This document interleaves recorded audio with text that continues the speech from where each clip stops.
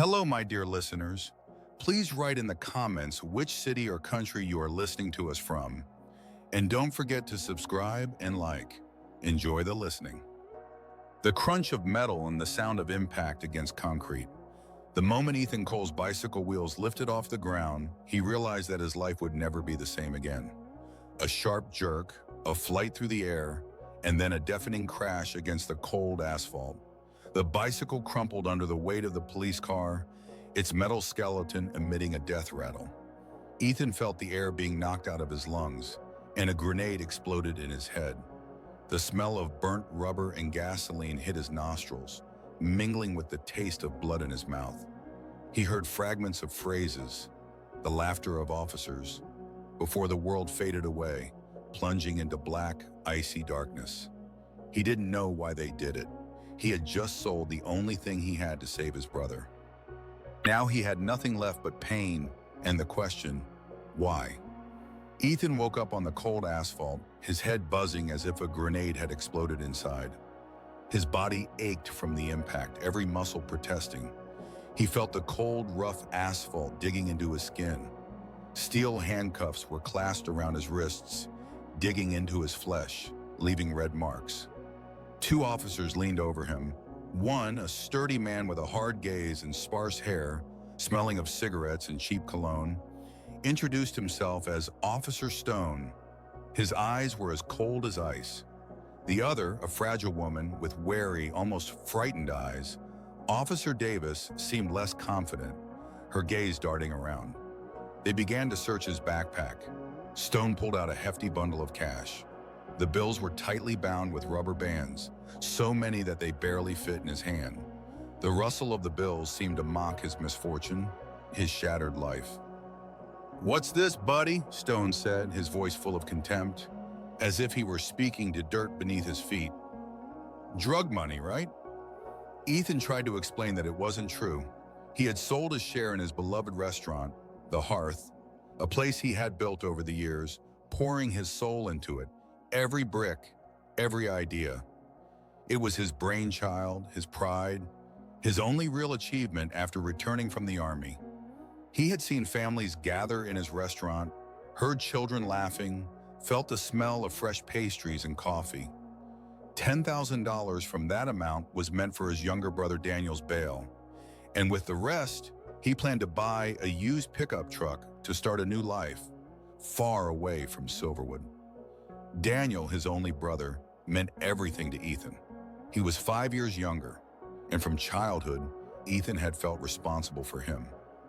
Daniel, foolishly, had once testified against a local crime lord, and now his life hung by a thread in state prison. Ethan felt cold sweat trickling down his back as he thought about what could happen to Daniel there. "We've decided that the money was obtained from drug sales," Stone said coldly, ignoring all of Ethan's explanations as if he were talking to a deaf wall. "You will receive a court summons. If you don't show up, we'll arrest you. If you ignore it, the money stays with us." The handcuffs were taken off Ethan. Metal clinked, and he felt blood rush back to his wrists. "Have a good day," Davis said, avoiding his gaze, her voice barely audible, almost a whisper, full of awkwardness. Ethan felt anger boiling in his chest, burning him from the inside, but he was powerless. He was alone against a system that seemed set against him. A few days later, Ethan went to court. In his hands, he held only a seizure notice, not his money. The paper seemed like a mockery. He was informed that Daniel would be transferred to a state prison. Ethan's heart tightened into a painful lump. He knew this was a death sentence. Daniel would be killed. He imagined the cold walls of the prison, shadows hiding dangers, and felt panic rising in his throat. Ethan turned to Sarah Jenkins, a young but already well-known lawyer, whose name he found in an old crumpled newspaper. She was known for her principles and for not being afraid to take on difficult cases. Sarah, with tired but perceptive eyes, explained that the seizure was legal if there was sufficient suspicion of drug trafficking. And most outrageously, the police chief could keep the entire amount as a donation. Her voice sounded weary, but there was a hint of indignation that spoke of her inner struggle. "You can go to court, Ethan," Sarah said, her voice full of sympathy but also hopelessness. "But you'll spend twice as much on a lawyer as you lost.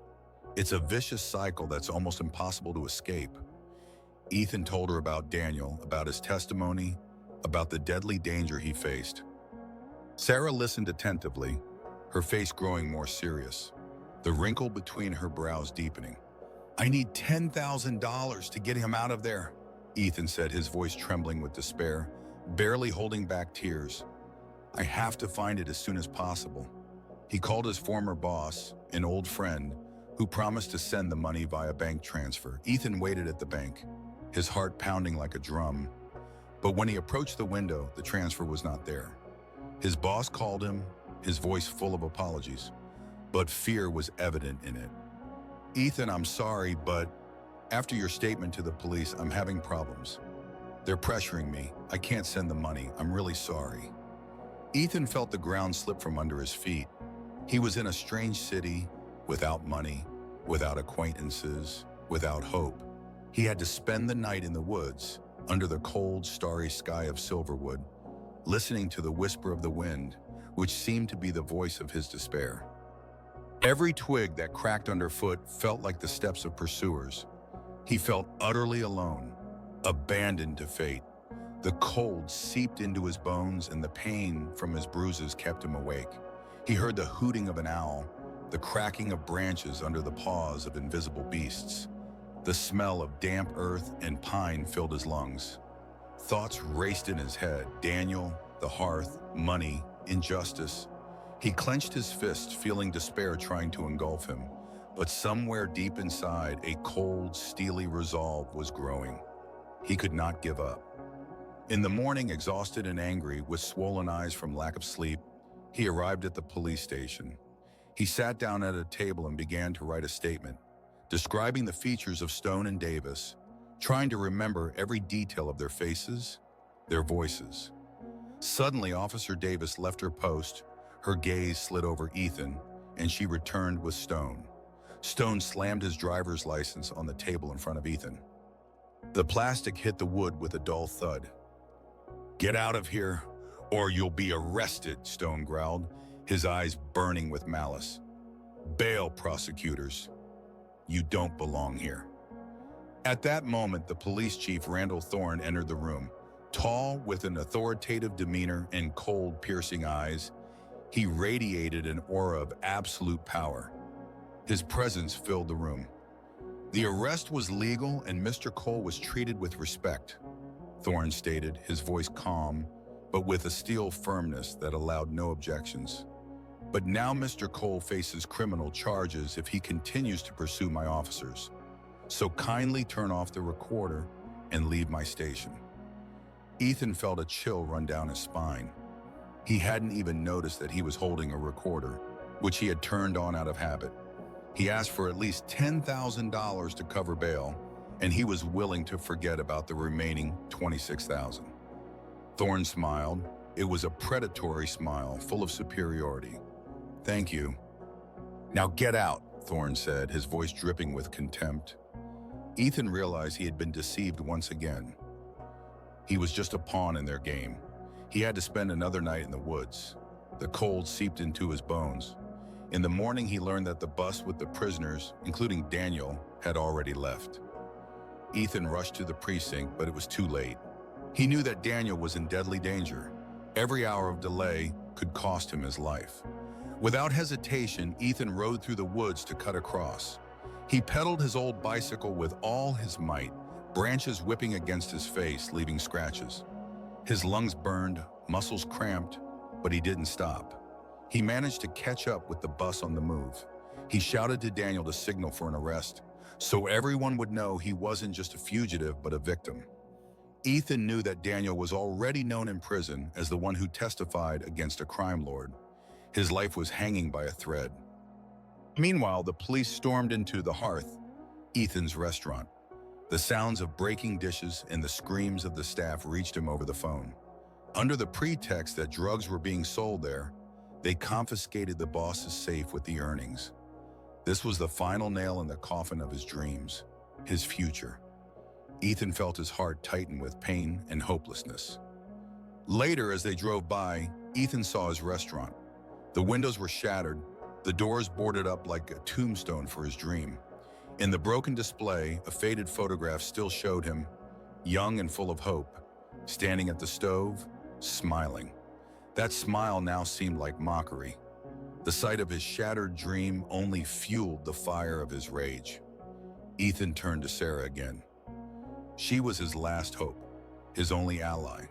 But even she was pressured.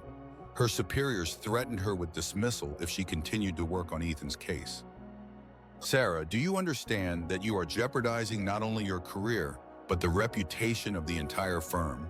her boss told her, his voice cold. "These people are very influential. Just back off."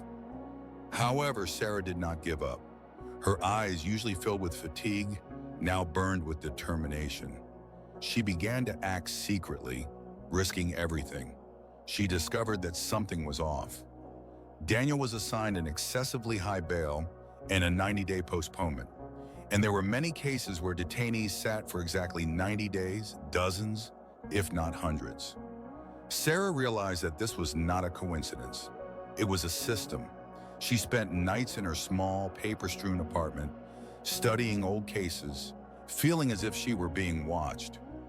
Every rustle behind her, every unfamiliar car made her heart race.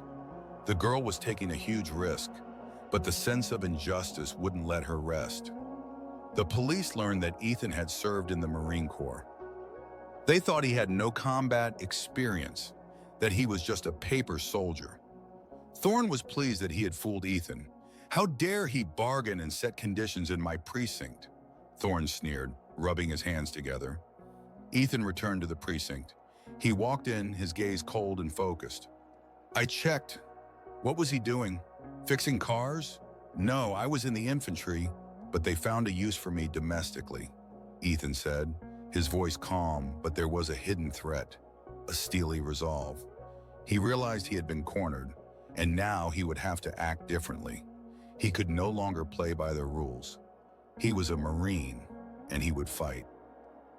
At that moment, Officer Davis, who had been watching Ethan all this time, felt something change within her. She saw his desperation, his determination, and it touched something in her. She was fed up with this corruption, these dirty games that ruin the lives of ordinary people. She found out that Ethan was a close combat instructor. He was a master. Thorne, sensing danger, easily drew his gun from its holster. But Ethan, with lightning speed that no one expected, grabbed it and fired. The slide clicked. Shells fell to the floor. He pretended to take Thorne hostage, pressing the gun to his temple, then disarmed Stone.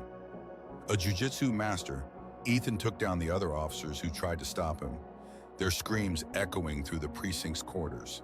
He entered the police station with them like a ghost, bringing retribution. He ripped out the phone line, cutting off the station's connection to the outside world. The crackling of wires was the only sound in the ensuing silence. He ordered the hostages to sit on the floor. In the adjacent office, Davis was hiding. She watched the unfolding events, her eyes filled with fear and perhaps admiration. Ethan looked at her. She understood him without words. With trembling hands, Davis handed him her gun and handcuffed her colleagues. She was fed up with the corruption, with these dirty games. She saw Ethan, a man wrongfully accused, fighting for what he believed in.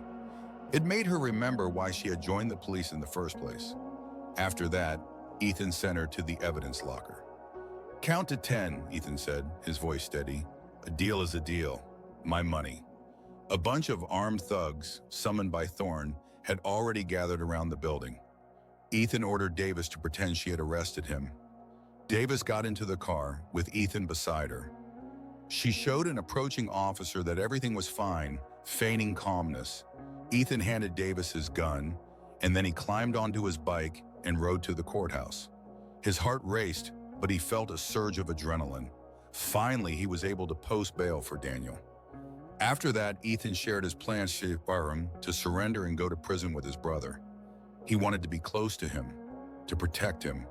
He felt it was his duty. But their conversation was interrupted by a police squad bursting into the building. Shouts, the pounding of feet, the clanking of weapons. Ethan was ordered to kneel and was immediately shot with a taser. The jolt coursed through his body, his muscles seized, and he fell to the floor. When he regained consciousness, two medics were roughly examining him. Then he was shoved into a police car. Thorne got in beside him. "I wouldn't have messed with you, Cole, if I had known who you were," Thorne said, his voice filled with grudging respect, but also a hidden threat. "We don't get enough funding, so we have to come up with something for ourselves." Ethan remembered seeing a pile of cash and a serious arsenal of weapons in their warehouse. It was much more than just coming up with something. It was an entire criminal scheme. The car stopped near the hospital. Thorne threw the remaining $26,000 onto the ground. The bills scattered in the wind. He removed the handcuffs from Ethan. "Daniel was attacked in jail," Thorne said, his voice devoid of any sympathy, as if he were talking about the weather. "He was cut up pretty badly. Take the money and get out, or you'll sit in prison for 30 years. He won't get a second chance. All he had to do was nothing." Ethan felt a cold wave of horror wash over him. He couldn't believe his ears. "What did they tell me? That Daniel died in the hospital, never regaining consciousness?" Ethan said, his voice barely audible, like the whisper of the wind. At that moment, the world around him collapsed. Daniel, his younger brother, he was dead. Ethan felt his heart shatter into pieces, as if pierced by 1,000 knives. Every memory of Daniel, of his laughter, of the dreams they had built, now turned into sharp pain. He saw his face, heard his voice, and this loss was unbearable. But it was not just pain, it was fuel for revenge. Grief and rage mixed within him, forming a burning cocktail. He was not interested in answers.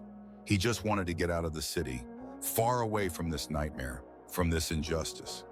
His revenge was just beginning. He retrieved his belongings from the woods and got into Sarah's car, which was waiting for him, and her face pale and anxious.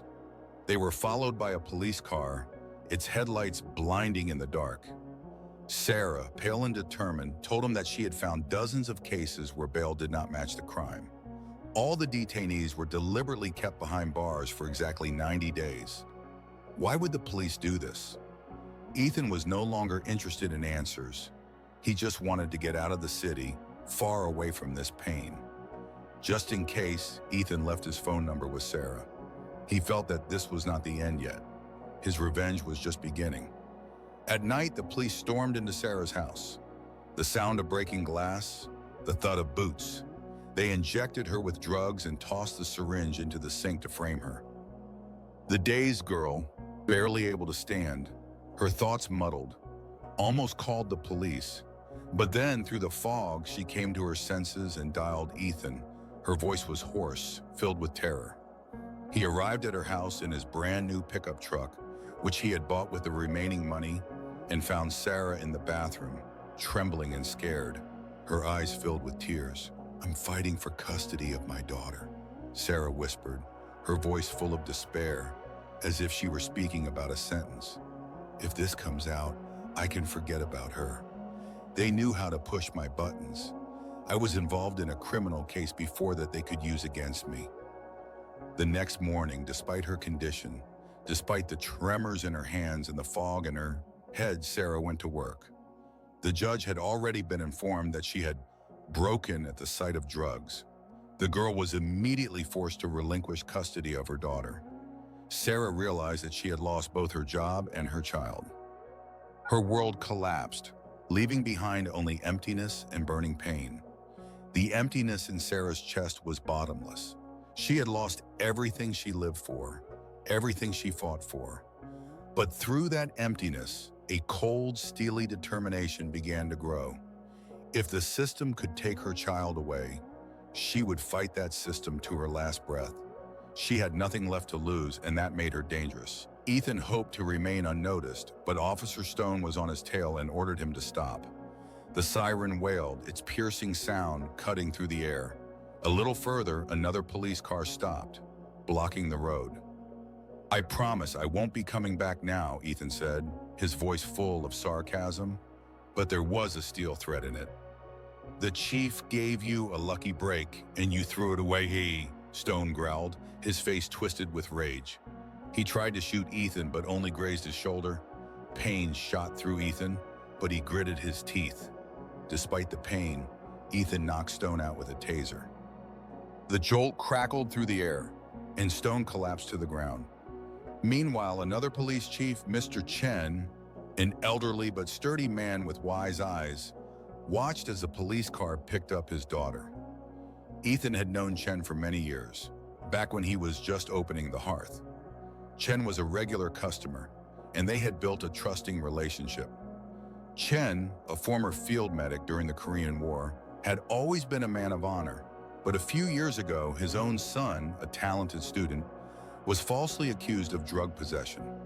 He too spent 90 days behind bars, his life shattered, and the arrest records vanished. Chen knew it was Thorne's doing, and he vowed that one day justice would prevail. He hid the pickup under a bridge and called Sarah. It turned out the girl had a friend in the police, and he advised her to get out of town as soon as possible, so she was already packing her things. She was also told to stay away from Ethan, but she ignored that advice and met with the fugitives in a small, nondescript restaurant on the outskirts of town. Mr. Chen, his hands steady and calm, was just extracting the bullet from Ethan. Ethan was lucky to have met such a person. "Thank you for your service, sir," Ethan said, feeling the pain recede and his strength return. Ethan realized they had decided to get rid of them quietly, otherwise they would have called in the SWAT team. "It's all about the investigation," Sarah thought, her eyes narrowing. She understood that they had witnessed something much bigger than mere corruption. They were a threat that needed to be eliminated. Sarah turned to a lawyer colleague, an old friend she trusted. He didn't say anything directly, but hinted that it would be wise to visit the judge who handled Daniel's case. Ethan did just that. The judge, an elderly man with a weary gaze, spoke in a quiet voice, but there was a deep sadness in it as he told them the whole truth. It all began with the police killing an innocent person. The lawsuit over this case nearly bankrupted the town, and the treasury was now constantly being replenished by the machinations of Chief Thorne, who was winning against the entire town. The accused, who could not post the exorbitant bail, were always kept behind bars for exactly 90 days. The cases were so trivial that they were not even entitled to a public defender. And according to the rules, data from the recorders could be deleted after this period. It was a carefully thought-out scheme to cover up the traces. The police did something to Daniel to throw him in jail, and the arrest record was stored on a hard drive in the courthouse, specifically under the courthouse, in a storage facility known as the Judicial Archives. To confirm his words, the judge showed them several short but chilling excerpts from cases that Sarah had previously found. A case where a student was framed with a couple of grams to keep him locked up for 90 days, or an elderly woman who lost her home due to a ridiculous charge of possessing a small amount of marijuana. That night, the police decided to destroy all the evidence. They set fire to the Judicial Archives. Flames licked the ceiling, smoke filled the entire space. A pile of hard drives was stored in the warehouse. It was impossible to retrieve them all. But Sarah, her mind racing, remembered the SD cards from the recorders. Over the past week, 24 cards had accumulated. On one of them was the recording with Daniel. This was their only chance. Without wasting a second, Sarah ran to the courthouse to find that recording. She knew time was short. The police, already waiting for her, grabbed her there. They tied her up and taped her mouth shut. Ethan was waiting for his partner at the main entrance and saw the police throw her into a car. He heard her muffled scream. They briefly stopped next to a police car. Without thinking, Ethan crashed into it. The impact was strong, metal crunched, glass shattered with a deafening sound. Ethan, through the pain, pulled the officer out of the car. He resisted, but Ethan, using his skills, quickly subdued and tied him up. They agreed to exchange Sarah for a flash drive at dawn in a designated place at an old abandoned factory where life once thrived, but now desolation reigned. An entire armed squad was waiting for the Marine, their shadows flickering in the pre-dawn gloom. But for some reason, Ethan did not show up. Miller, who was in the squad, his face tense, noticed his car on the bridge and smashed the window. But in the driver's seat sat a bound police officer, his eyes full of terror. At that moment, Ethan was breaking through the wall of the storage facility in the police station. The sound of crumbling concrete was deafening. He outsmarted Chief Thorne and shot him several times with a traumatic pistol he had taken from Davis. Thorne fell, writhing in pain, his scream tearing through the silence. Miller, seeing this, realized that Davis had been helping Ethan. "Listen to me, Jim, I shoot the bastard," Ethan shouted to Davis, his voice filled with rage. He handed her the flash drives and put on a bulletproof vest. "If Sarah gets hurt, I will burn all the money along with the precinct." Suddenly, Davis aimed the gun at Ethan. Her hand trembled, but her gaze was steady. "I won't let anyone die today," she said, her voice firm despite the internal struggle. Ethan stepped outside and threw the bag with the weapons on the ground. Davis handed all the cards to Stone, who, with a triumphant smile, crushed them underfoot. The crunch of plastic was heard in the ensuing silence. The villain had drugged Sarah and was about to execute Ethan, but suddenly Miller stepped in against it. "I'm going to arrest Ethan and get Sarah to the hospital as soon as possible," Miller said, his voice full of determination as he stepped forward. Our hero realized that his friend Sarah was mistaken. It was not Davis, but Miller who had betrayed him. But Miller was shot in the leg by the police chief Thorne, and so poorly that he began to lose a lot of blood. His scream of pain echoed across the parking lot. The police began to argue, their voices sounding sharp and nervous. "Should we call an ambulance at this moment?" Someone's voice rang out, filled with doubt. Ethan dragged Miller behind a car. Davis still hadn't shot at him. Her eyes darted between Ethan and Thorne. The Marine began throwing flashbangs at the police. The explosions were deafening. Bright flashes blinded. Smoke filled the entire parking lot, turning it into a battlefield. Miller, bleeding profusely, his face pale, told him to get the recording from the police car's recorder. It showed that the police chief had shot him. Ethan filled the parking lot with smoke and went to deal with the police in hand-to-hand combat. He broke and knocked out everyone in his path, his movements quick and precise. He took down Stone with particular brutality, working on him with his elbow. His anger was boundless. He felt every muscle in his body swell with strength. Ethan pulled out an overdose medication and threw it into Miller's car. He was about to jump into the right vehicle. Inside lay Sarah, a soldier. He brought her the necessary medicine. They spun away from the precinct, their tires squealing on the asphalt. At that moment, other police officers tried to block their way, but Davis, with unexpected determination, rammed the police chief's car. The impact was deafening. Metal crumpled, glass shattered. The chaos created by Davis allowed Ethan and Sarah to break free from the encirclement. Now they needed to deliver the recording to where it was supposed to go. The recorder was kept in the trunk. Ethan knew they wouldn't be able to escape the chase. The car had a flat tire, and every turn was difficult. Davis aimed her gun at the chief, her hand steady while he writhed in pain. Ethan carried Sarah to the hospital in his arms. Her body was light and fragile, but he felt her spirit's strength. After that, he grabbed a fire axe, its blade glinting in the light of the flashlights, and used it to retrieve the recorder from the trunk. All that was left was to wait for the normal police and hand over the recording to them. He knew there were honest officers in the city, especially in the Internal Investigations Department, who could be trusted with this explosive information. Ethan and Sarah, exhausted but unbroken, stood amidst the chaos, holding in their hands the only evidence capable of changing everything. The recorder in Ethan's hand seemed incredibly fragile, yet at the same time the most powerful weapon. They knew that handing over this recording was just the first step, and it would be the most dangerous. In their eyes, there was not only fatigue but also cold determination.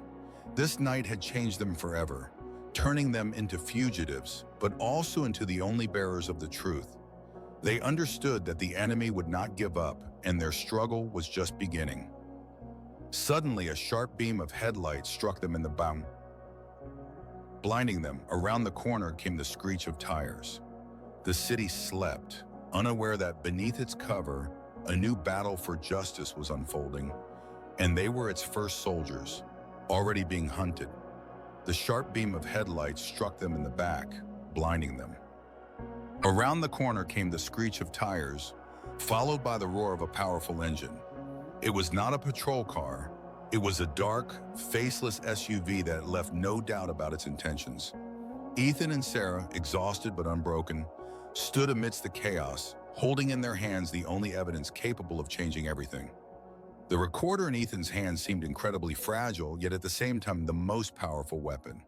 They knew that handing over this recording was just the first step, and it would be the most dangerous. In their eyes, there was not only fatigue, but also cold determination. This night had changed them forever, turning them into fugitives, but also into the only bearers of the truth. They understood that the enemy would not give up, and their struggle was just beginning. The city slept, unaware that beneath its cover, a new battle for justice was unfolding, and they were its first soldiers, already being hunted. "Run!" Ethan shouted, his voice hoarse from fatigue and tension. He grabbed Sarah's hand, her fingers cold and trembling, and they dashed away from the car, which had already begun to turn around, its headlights cutting through the darkness. The stolen vehicle they had arrived in was too damaged from the flat tire and Davis's crash to serve them any longer. They ran through dark, muddy alleys, past abandoned warehouses and industrial zones, where the air was thick with the stench of rotting garbage and dampness. Each step sent pain coursing through Ethan's body. His wounded shoulder burned as if a hot knife had been plunged into it, but he gritted his teeth, feeling the adrenaline pushing him forward. Sarah, despite her fatigue and shock, kept up, her breath coming in gasps, her lungs burning. They could hear the SUV slowly following them, its engine growling, tires crunching on gravel like a predator stalking its prey. Then came the footsteps, quick, heavy, professional. These were not ordinary police. They were hunters hired by Thorne to eliminate them. Ethan used his marine skills to cover their tracks, leading Sarah through mazes of dumpsters and dark passages where shadows seemed alive. He could smell the decaying garbage, dampness, and metal. The sounds of the chase grew louder and then quieter, making their hearts race wildly. "We need to contact Richardson," Sarah whispered, breathless, her voice filled with despair. "I sent him an encrypted message when we were at the hospital. He should have received it." They found temporary refuge in a half-collapsed hangar where old trucks had once been stored. The air was cold, saturated with the smell of machine oil and mold. Ethan leaned against a rusty wall, trying to catch his breath, his body trembling from the strain. His wound throbbed, but he ignored the pain, focusing on Sarah's voice. Sarah pulled out her old, battered phone. The screen was cracked, but it still worked. "He replied," she whispered, her eyes widening with relief and fear at the same time. "He's waiting for us at the old dock by the lighthouse. Alone, he said it would be risky, but he's ready."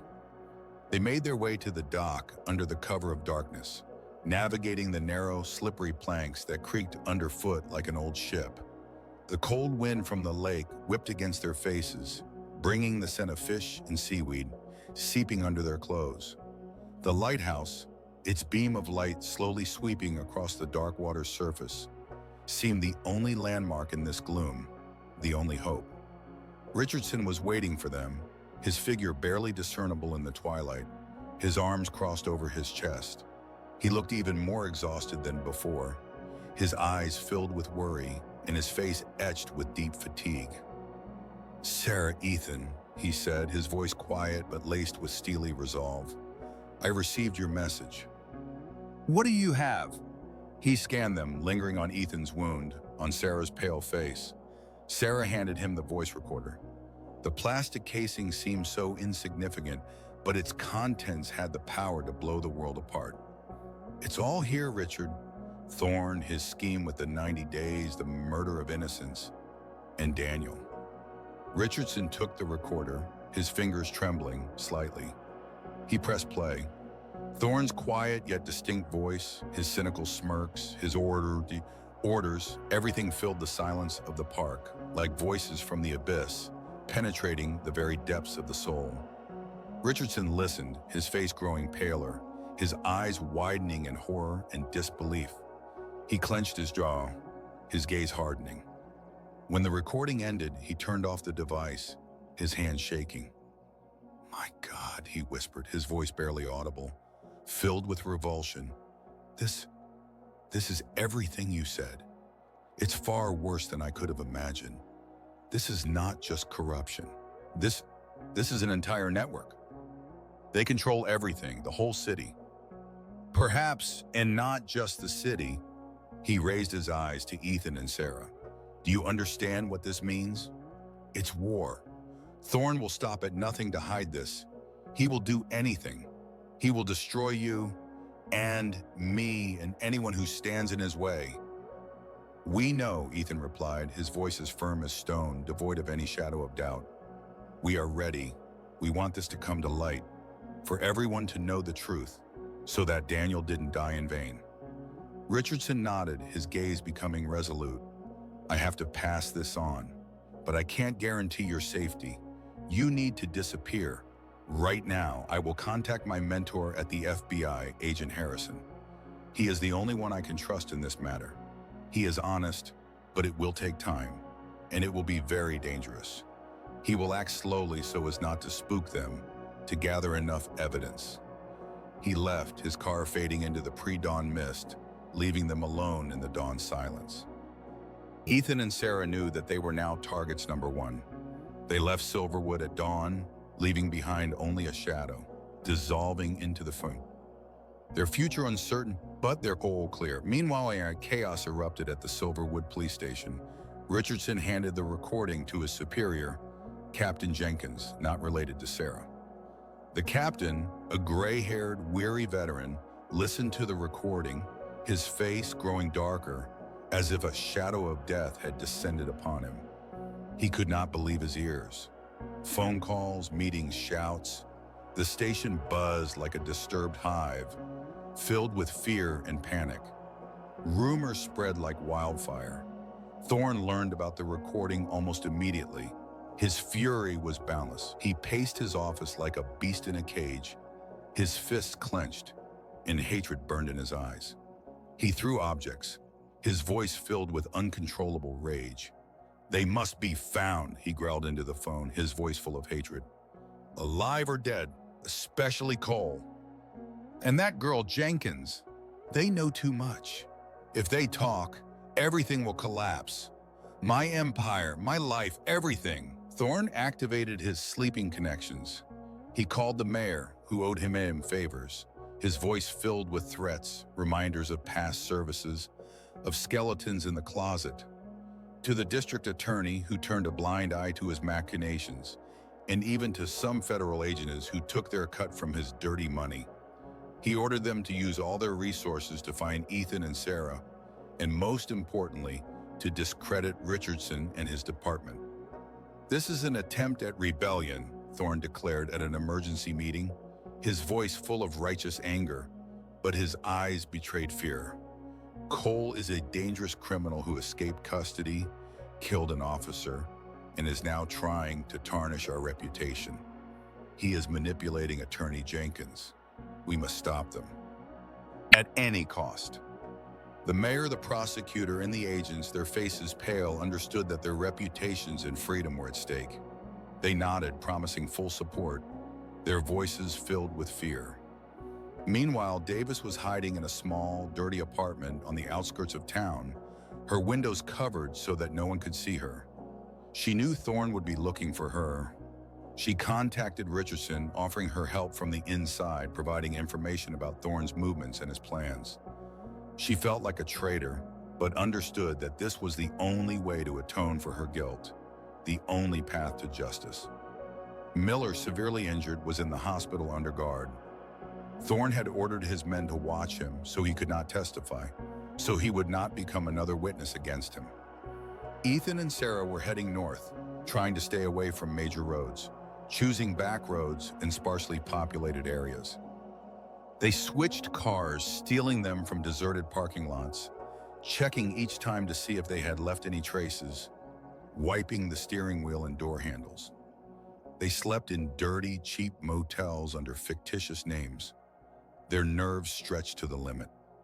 Every night they checked the locks, boarded up the windows, and listened intently to every rustle outside the door.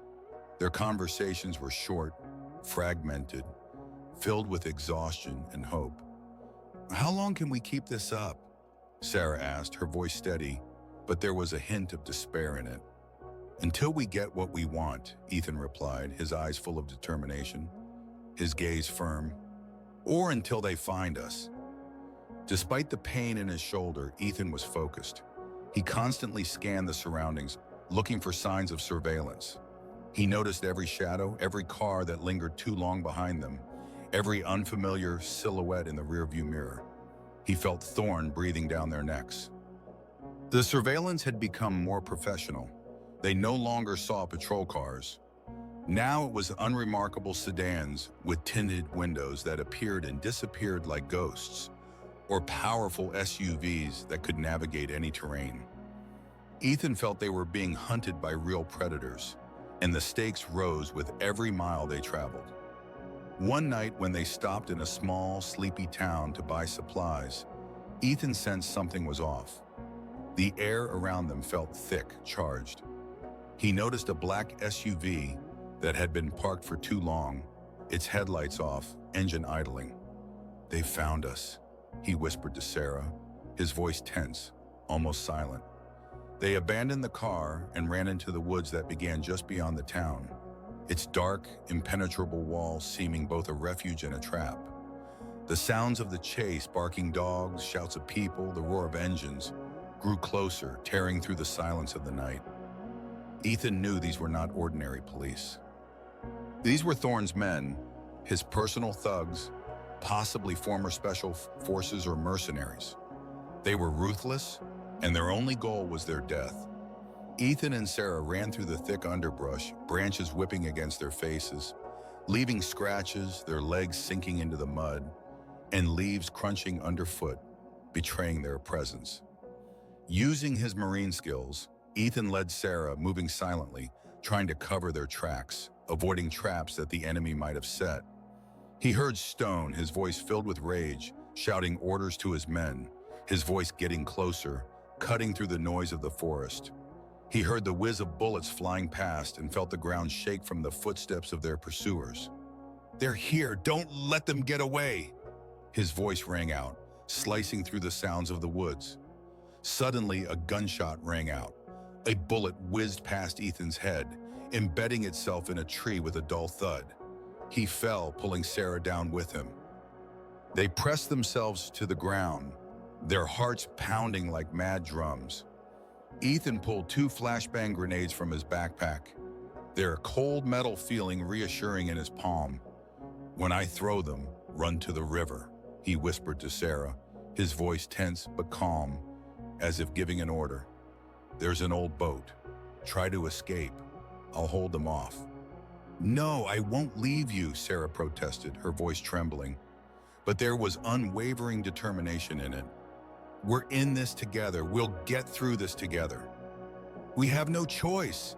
This is our only chance," Ethan said, his eyes burning with resolve, leaving no room for doubt. "I'll catch up to you. Just run." He pulled the pins and threw the grenades. The deafening explosion shattered the silence of the forest, bright flashes blinding their pursuers, and their cries of pain echoed around. Seizing the moment, Ethan charged forward, engaging in hand-to-hand combat with the nearest thugs. He moved like a shadow, his strikes quick and precise. The crunch of bones, dull thuds against flesh, ringing in his ears, all blended into the cacophony of battle. He heard cries of pain as his fists and elbows found their targets, each blow infused with his grief for Daniel, his fury boundless. Sarah, trembling but resolute, ran toward the river. Her lungs burned, her legs ached, but she didn't stop. She heard the sounds of battle behind her, Ethan's shouts, and her heart tightened with fear. She reached the river, its waters black and cold, found an old, leaky boat, and with great effort, pushed off from the shore. She paddled desperately, her arms aching, but she knew she had to escape so that Ethan wouldn't have sacrificed himself in vain. Ethan, having left a few defeated opponents behind, rushed after Sarah. He heard Stone, regaining consciousness, shouting, "They're leaving! To the river! Don't let them get away!" Ethan reached the shore. Sarah had already drifted a few meters away. Stone and his men emerged from the woods, their faces twisted with rage, their eyes burning with hatred. Stone raised his gun, aiming at Ethan. "You won't get away! Cole!" he shouted, his voice filled with menace. Ethan knew this was the end. He was wounded, exhausted, and had no chance. He looked at Sarah, who was paddling desperately, and pain flickered in his eyes. But at that moment, the sound of a gunshot rang out, and Stone fell, his body collapsing lifelessly to the ground. Ethan turned around. Davis stood on the shore, her gun smoking. She looked at Ethan, her eyes filled with determination, her face pale but resolute. "Run, Ethan!" she shouted, her voice full of despair and sacrifice. Ethan, unable to believe his eyes, plunged into the water. The cold water burned his wounds, but he swam with all his might, chasing the boat. Davis was left alone, face to face with the remaining Thorne's thugs. She knew this was her last fight, but she was ready to pay that price for justice. Ethan and Sarah, paddling desperately, looked back at the receding shore where a new battle was unfolding. They were on the run, but now they had a chance for victory.